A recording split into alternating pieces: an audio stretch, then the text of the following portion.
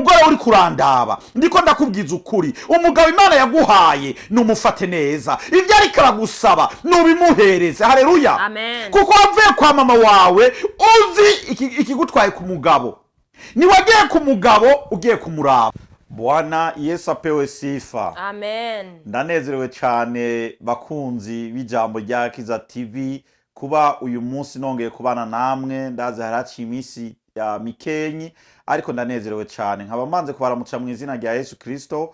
Aho muri mwese Imana ibahezagire. Ku mazina yanze nitwa Remegio Nduwimana kandi ndaryohewe cyane gose kabisa kubabona mwebwe muriko muraturaba. Wewe rero bwari ubwa mbere wowe tubonye turagusavye kugira ngo ukande subscribe wongere kandi ngo usharinge ubutumwa bwiza bw'Imana ntubwigumizeko kuko nivyo Imana igomba. Haleluya. Amen. Rero uyu munsi nkuko mubona duhagaze ngaha hari ikintu catumye duhagarara ngaha n'uyu muza kubona ngaha araza kubibwira. Ni ijambo ry'Imana maranye igihe kinini nipfuza yuko norisangiza n'abakunzi b'ijambo rya Kiza TV risubira kuba ryo kugira akamaro mu buzima bwawe. Rero ntabandanize reka mbaenda musabe nawe baramuce kandi yongere acagira ko asengera iri jambo ry'Imana tugiye kwigisha uyu munsi. Turaguhaye kaze. Imana ishimwe. Shimwe cyane. Murakoze kumpa umwanya wo kuramutsa abakunzi bacu b'ijambo rya Kiza TV. Ndabaramukije mu izina rya Yesu. Amen. Nanje ku mazina nitwa Shimirimana Estera.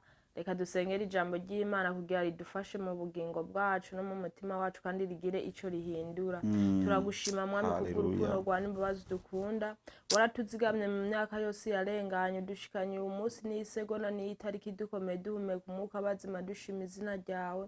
Suko twari beza kuruta abandi n'ubuntu watugiriye. Ijambo ryawe tugiye kuvuga mwami mu ijoro tugiye kwasamika akanwa kacu abari we wivugira rigira impinduka mu buzima bw'abantu. Uzobwize neza Uwiteka. Ndazi we katakikunanira byose ndazi kubikora ni mu izina ryawe ryera. Amen. Urakoze cyane Imana iguhezagire. Hanyuma tutatwaye umwanya munini tugiye gusoma mu Korinto ba mbere igice c'indwi. Turaza kubwira Estera kugira ngo azagenda dusomera hanyuma naye nza kugenda nza ndasigura. Turaguhaye kaze. Urakoze. Ndasoma mu izina rya Yesu ijambo ry'Imana ryo ku murongo w'indwi ndashitsa ku murongo wa 6 havuga ati ivyo kwabirana no kwahukana ariko kuvyo mwandikiraniye iciza nuko izina muhungu atohuye n'icitwa umukobwa. Haleluya. Muravyumva bene data ngo ico girane subiramwe aho hantu kandi ariko kuvyo mwanyandikiye iciza nuko izina muhungu atohuye n'icitwa umukobwa. Imana ishimwe cyane gose. Bandanya ku murongo wa 2. Ariko kubwo kwirinda gushakana umugabo wese agire uwiwe mugore n'umugore wese agire uwiwe mugabo. Imana ishimwe cyane gose. Amen. Ngo ico kwirinda kugira ante gushakana ngo umugabo wese ngo agire nguwiwe mugore ngo kandi n'umugore nawe agire uwiwe mugabo. Imana ishimwe cyane gose. Iri ni jambo ritwigisha wewe uri kurandaba, wewe wa mugabo uri kurandaba, wa mugore uri kurandaba, iri jambo rikweneye kukwigisha umenye yuko kuba uri kumwe n'umugabo wawe ni Imana yamuguhaye. Haleluya. Nivyari Imana niyagomba yuko nkuko byari vyanditswe yuko ngo twogira hante ngo icita umuhungu wese yohuye n'inki n'umukobwa ngo cyangwa umukobwa ngo yohuye n'inki n'icitwa umugabo. Haleluya. Ariko Imana yarabiravye irabona ati reka kugira ngo ndabarinde gushakana umuhungu wese agire kuronka uwiwe mugore n'umugore nawe agire kugira hante kuronka uwiwe mugabo. Imana ishimwe cyane gose. Iri ni jambo bene data ritwigisha. Bandanya ku murongo wa 3. Umugabo ahe umugore wiwe ivyakwiye kandi umugore nawe abigenze atyo ku mugabo wiwe. Imana idufashe cyane gose. Muravyumva bene data ngo umugabo wese ngo ahe ngo ibigizene ibikwiranye aho ibyakwiriye umugore wiwe.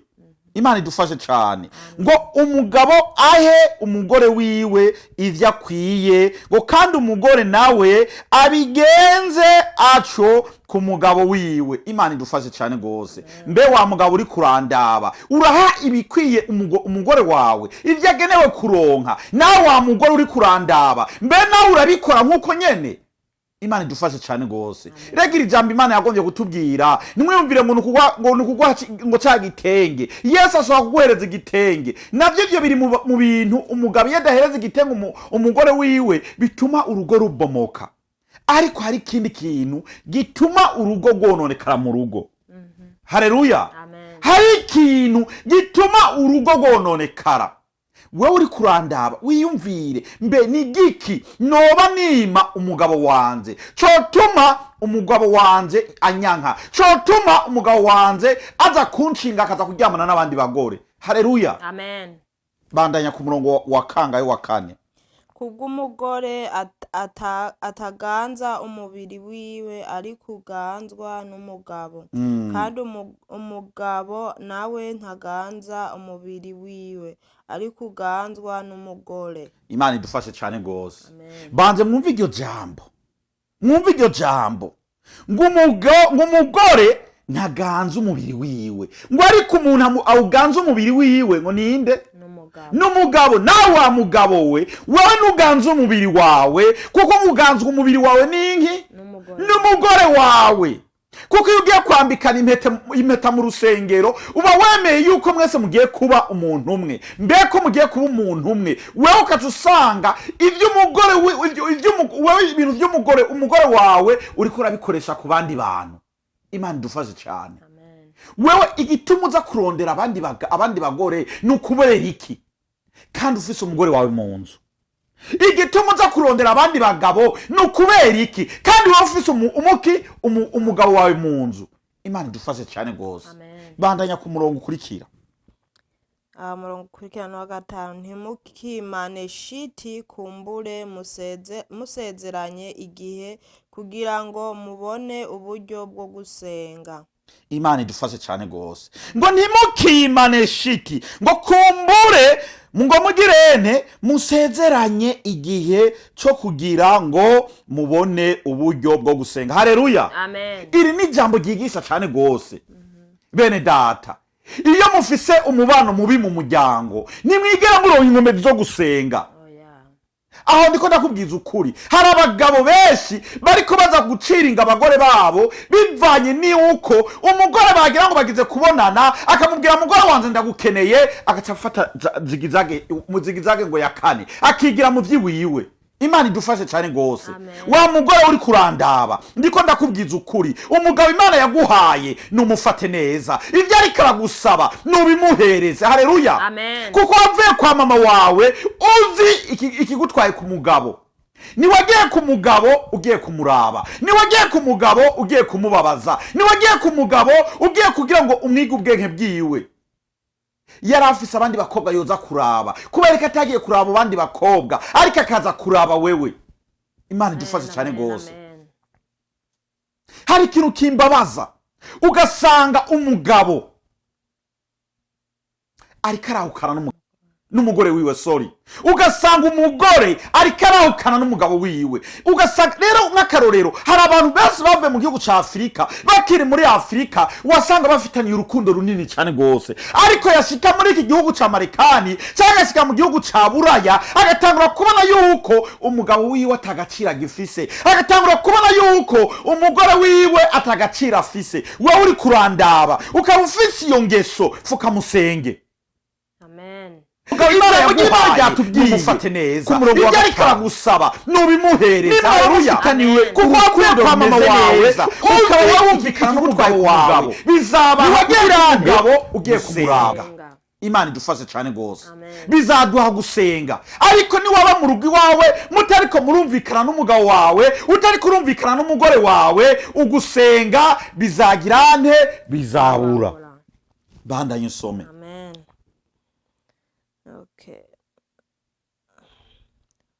Ku murongo wa kangahe wa 6.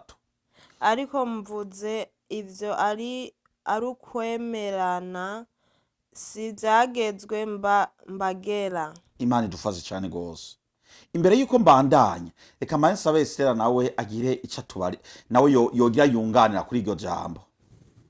Jisho nunganira ko ibi bihe tugezemwo n'ivyanyuma, ariko abana b'abantu ntidutahura, tubona ko turi mu munezero, ko turi muri freedom, ariko iki gihe ni canyuma, kuko urabona ingo nyinshi ziko zirasambuka. Kubera iki? Satani yaramaze kuja mu mitima yabo, ntibagisenga, ntidugisenga. Gusenga twabishize hasi, no gukunda kwiruka mu buzi. Umugore umugabo wamubwira ati mugore rero nuraba ukungene wokora mu gitondo kugira turabe ukungene tuza turabonana, ngo yaje ngo nkora ngo mwijoro ngo niho mfise freedom. Kubera iki? Satani ntagomba yuko muhura n'umugabo wawe, ntagomba ko muyaga, agomba kugira abankanishe kugira ngo abaje mu mitima yanyu mwahukane, rwa rukundo mwari mufise ruveho. Kubera iki? Gusenga kwaracitse intege mu bana b'abantu. Rero dusenge tubishize kumwete, turabe ukungene dukora ubuzi canke nyambari ikindi kintu dukora, ariko tugire umwanya wo kubonana, nk'uko ijambo ry'Imana ryavuze yuko turi umubiri umwe, tuvyerekane kandi tubigumizeho, ntitubitandukanye. Haleluya. Kinini no gusenga no kubahana no kumvikana no kugira umutima w'urukundo. Tudafise umutima w'urukundo, Satani ni hacaganza mu mitima yacu, akikorera ivyo agomba, tukahukana tukavana kugira ngo anezerwe, kuko Satani ntakeneye umuntu numwe mu rugo abanezera, agomba ugwamo n'induru no kwahukana. Nta kindi kintu agomba. Bene data, dusubiye kuri umurongo wa gatanu uravuga ngo nimukimane shiti, ngo kumbure ngo musezeranye igihe kugira ngo mubone uburyo bwo gusenga, ngo kandi ngo mwongere mubane, Satani ntabageragereshe kutirinda kwanyu. Murabyumva bene data, ngo Satani ntatugeragereshe kutirinda kwacu. Ndiko ndakubwiza ukuri, wewe nutirinda, Satani azoca yinjira iwawe. Arivyo bintu biriko biraba kugeza ubu, ingo nyinshi ziko zirononekara.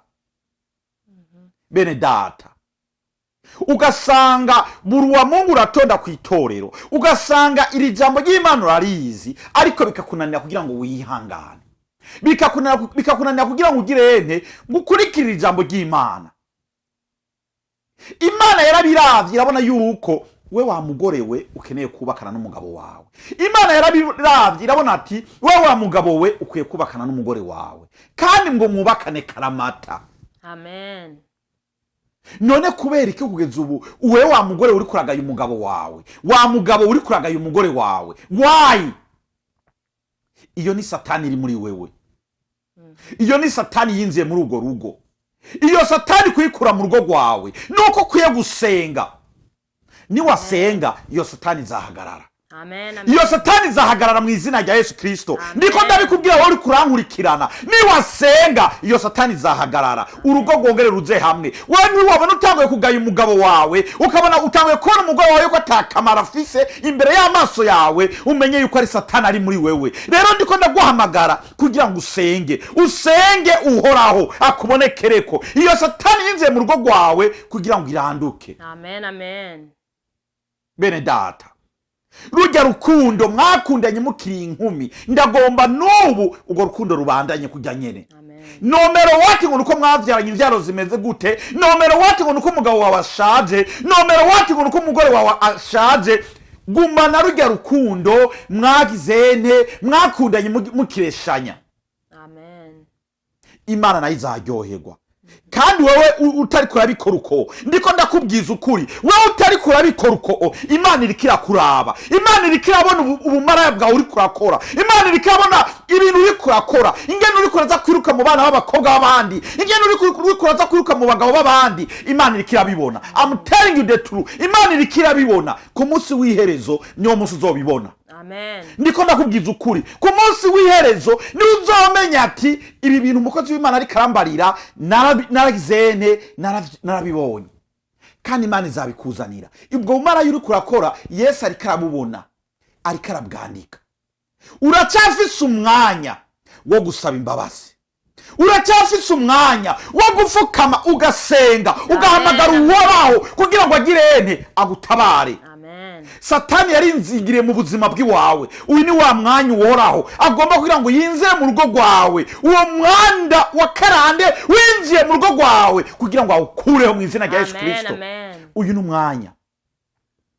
Ndagomba mu mwanya tugiye gusenga nawe kugira ngo ugire wisengere aho uri. Imana ikugurura inzira mu bibazo urimo, umenye yuko Yesu Kristo atagukuye kwiganza. Icyo kintu ukwiye kukimenya. Yesu Kristo niyo yakuguye kwikiganza. Yesu Kristo icyo agomba yuko umukorera mukuri. Agomba yuko umukorera kandi umukurikirana. Yesu ntaraguheba. Ndiko ndabikubwiza ukuri. Fuka musenge, usaba Imana imbabazi. Nyamba waravanye n'umugabo wawe, musaba imbabazi. Nyamba waravanye n'umugore wawe, musaba imbabazi. Kuko umugore wawe nujya wa mbere mwafunganye indoa. Ijambo ry'Imana yatubwira niwemerewe kuza kurongora uwundi mugore ujya wa mbere atarapfa. Bico atandukanya ngo ni iki conyene? N'urupfu rwonyene. None abo niko bariko barabikora. Abo babikora gute? Abo baragira baravana kandi umugabo wiwe atarapfa canke umugore wiwe atarapfa akaza kwironderera izindi nkumi. Iyo ni Satani, kuko naho mubanye ntimubaye mu mahoro, mubanye mu mucaha. Imana idufashe cyane gose. Rero turagiye kurangiza. Sinzi yuko ari cyo Esther yawe bagomba kuhereza ko hanyuma censenga nawe kugira ngo wisengere. Iki kinuze inyigisho turimo izabandanya. Kuko ahantu nababariye muri Abikorinto ba mbere igice c'indwi guhera ku murongo wa mbere tuzobandanya kugira aho umurongo uzahezereza. Imana idufashe cyane gose. Ndagomba reka iganiro tugiye kwigisha tuzobe turi kumwe nawe. Sinzi ko Esther afite cyo urangiriza ko hanyuma dusenge. Jico ngoma ndangirize ko umuntu wubatse uri umugabo uri umugore dusenge tubishize kumwete tugira urukundo. Umugabo ahebe kuraba umugore wa nakati umugore wa nakarabereye canke umugore nawe uhebe kuraba umugabo w'abandi atujya arabereye atujya ni washoboye akazi. Oya, iyo ni Satani kemea mu izina rya Yesu. Ukuba wamaze kwinjirirwa ni daimoni igomba kugira ikwankanishe n'umugabo. Uwanka umugabo wangu ntaca ashoboye ngo ntakazi ashoboye, ako kazi murakazi sindinda kukadomako. Usenge dukovye kuko iki gihe ni canyuma. Satani ntagomba ko tubana n'abagabo bacu. Satani ntagomba ko abagabo babana n'abagore babo. Kubera iki ntagomba umunezero mu rugo. Dusenge tubishize kumwete. Yesu azotugwanirira, Yesu azodukomeza, ingo zacu zibe mu mahoro. Turi abantu bakunda gusenga no gusoma ijambo ry'Imana kuko nivyo biremesha umukristo. Tugira dusenge nawe ahuri wisengere kugira Yesu akomeze urugo rwawe, kugira Yesu abe hagati y'umuryango wawe. Kuko iki gihe turimo ni canyuma, abantu benshi bariko baravana. Abavuye mu makamba, abavuye mu bihugu bitandukanye babanye n'abagore babo mu mahoro bariko baravana kubera iki Satani yaramaze kubinjiramo mu mitima yabo kugira bankane, kugira bavane, kugira amahoro bure mu urwo rugo. Tugira dusenge nawe wisengere kugira Yesu agukomeze n'umuryango wawe mube mu mahoro, mube muri abantu bakunda gusenga Imana. Amen. Bene data, ndiko ndababwiza ukuri, reka dusenge. Hari cyo nangoma mvuge ariko nzakibanda ya mukini gice kizokurikira. Ndagusabe nawe ahuri kugira ngo ufuka musenge. Mana uhoraho, Mana uri ku ngoma. Turagushimiye kuko uri Imana usobora vyose, uri Imana ya Isaka, Ibrahimu na Yakobo, uri Imana yemeye kutwitangira, uri Imana nyene imbabazi. None Mana yera, Mana y'ubusobozi, turasavye imbabazi.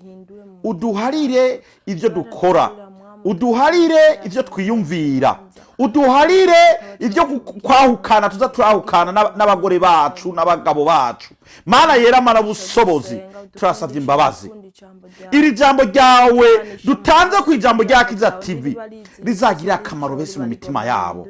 Hari bese ingo ziriko zirabomagurika, ariko Yesu Kristo ndagomba wewe uhoraho, wewe uri ku ngoma, abari wewe wibonekeraho. Satani yarinziye muri izo ngo arazigira nk'imbata, ariko ndagomba wowe Yesu Kristo, wowe udaryama, wowe wemeye ukatwitangira ku musaraba ukabambwa muri izo ngo, wewe Yesu Kristo abari uhabona. Ikiganza cawe kihashike, urungike abamarayika bawe bahashike mu izina rya Yesu Kristo. Iyo myuka mibi ya karande yinze muri izo ngo ndayikemuwe mu izina rya Yesu Kristo. Mana yera, Mana w'ubushobozi, ndakwinginze kugira wewe utacinga abana bawe. Iki inuzi y'inyigisho yawe turimwo, ndagomba wewe uzobane natwe, ndagomba wewe uzatwongeza wa mwuka wawe. Turi ngaho kugira ngo twigishe abana bawe, turi ngaho kugira ngo twigishe za ngo ziriko zirononekara. Yesu Kristo, ndagomba yuko twese tuguma mu rukundo rwawe. Ndakwinginze wewe abari uzohibera. Mana yera, Mana w'ubushobozi, ndakwinginze wewe udutacinge, ndakwinginze wewe uvugane na kila muntu wese, uzabwize neza. None Data wo mw'ijuru, Satani atwereka ivyiza, ariko Mana agatuma kugira ngo kuwe kugira ngo tuguhebe, agatuma kugira ngo duhebe abagore bacu, agatuma abagore bagaheba abagabo babo. Ariko wewe ndizera yuko wewe ugiye kuba hagati yacu. Urakoze cyane Data wo mw'ijuru. Sinavuga byinshi ngo nsarare, ariko ndakwinginze wewe ubane n'inzingo ziriko zirononekara, uzabwize neza. Byose nabigusavye muri make, ukomeze kubikora kubgaye no kubw'ubusobozi, ni mu izina ryawe ryera. Amen. Murakoze cyane. Imana ibane namwe. Bye bye. Shalom, shalom.